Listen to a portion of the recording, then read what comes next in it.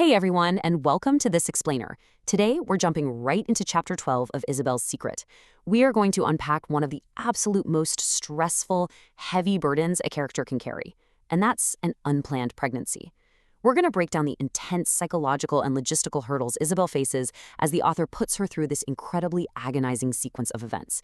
It's a brilliant look at what actually happens when your profound sense of duty to your family crashes headfirst into a terrifying personal reality. So, if you've ever wondered how a storyteller builds massive tension using almost entirely internal conflict, well, you're in for a treat because this chapter is just fantastic. Let's get started. We actually kick things off with a really tender present-day moment. Lucas is sitting in a hospital room right by his daughter Lucy's side, holding her hand, and he starts reminiscing about his wife, Isabelle. He says this really touching line, "She would be a great mother to my children one day, but not that soon." And that last line, that's our hook. Lucas is looking back with this fond nostalgia, remembering how much he respected her dedication to her family. But as the narrative pulls us back into a flashback, we quickly realize that Isabelle's reality during that time was definitely not nostalgic. It was pure panic. To truly get a grip on the crushing weight of Isabelle's secret, we kind of have to map out her timeline here, because time just slows down into an agonizing crawl. The narrative shifts from a chance encounter on a morning walk right into a rushed, covert clinic visit on a Thursday, and then forces her into this grueling weekend of hiding the truth. The author traps Isabelle in this incredibly tight chronological box where she has literally nowhere to run. From the calm of that hospital room, we are suddenly thrust into days filled with overwhelming anxiety, where every single hour just feels like an entire lifetime. So we flash back a few months, and Isabelle's mornings have morphed into an absolute nightmare. She's waking up nauseous, she's vomiting, and she can't even look at food without gagging. It is completely out of character for her. But here's the thing, the physical symptoms, that's really only half the battle. Imagine waking up terrified every single day and being completely and utterly alone in it. She hasn't told Lucas, and she absolutely positively cannot tell her mother. Her panic is entirely isolated. She's carrying this heavy secret that is physically showing up every morning, and she has literally no one to talk to about it. Now you might be thinking, okay, if you're sick, you just go to the local doctor, right? But for Isabelle, living in a small town presents a massive logistical nightmare. Why on earth is she so paralyzed with fear over just getting basic medical care in her hometown of Alexandria?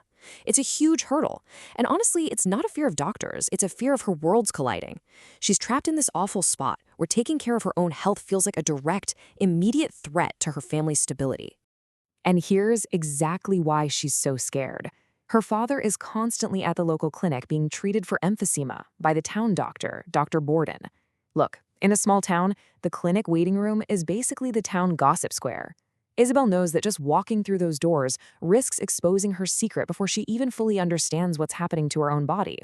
Her father's illness has inadvertently become a giant roadblock to her own medical care, trapping her in complete silence. Thank goodness for her friend Julia, right? Out of nowhere, while Isabelle is walking to her job at the Smith's house, Julia drives by, spots how incredibly pale and drained she looks, and finally gets Isabelle to break down and confess everything. Julia is amazing here. She immediately jumps into action and formulates a covert plan. She leverages a connection to her grandfather's old physician, Dr. Bates, whose clinic is safely out of the immediate gossip zone. But remember, getting a diagnosis back then wasn't as simple as grabbing a test from the pharmacy. It required sneaking out of town, handing over a sample in secret, and then bracing for a torturous, multi-day wait. This whole interaction perfectly highlights the psychological wall Isabelle is stuck behind.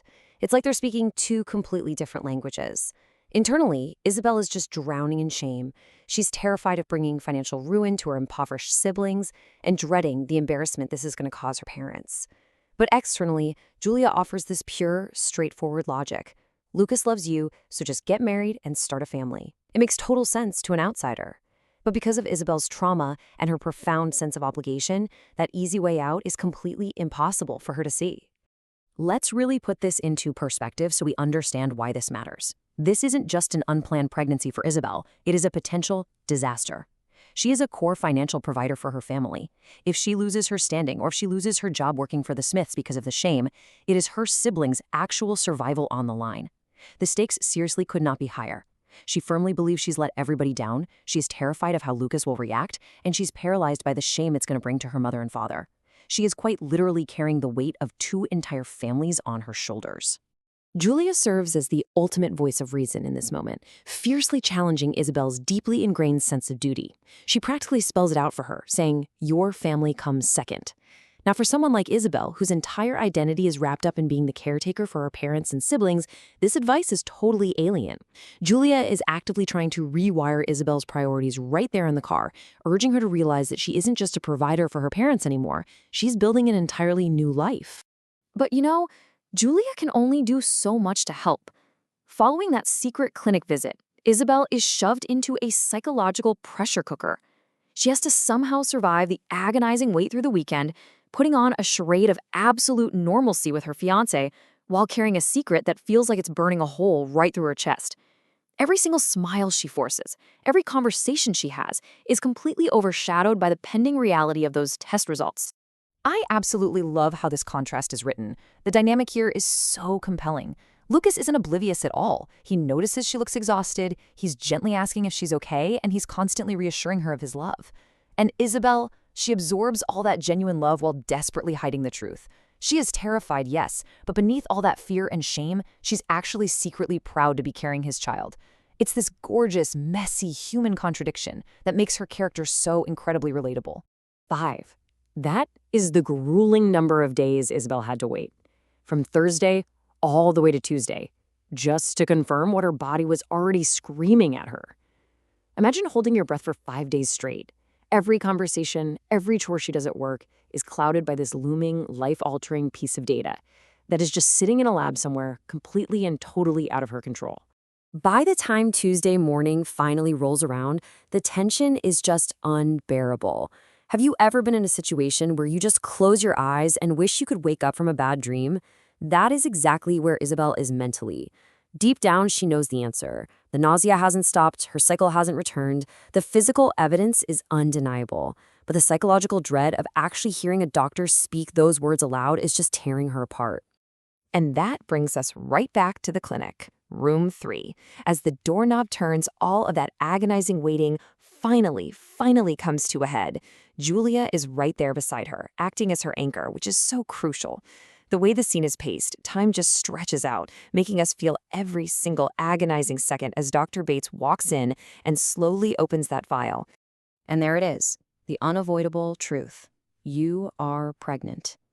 Even though she already suspected it, this stark medical confirmation just leaves her entirely numb with shock.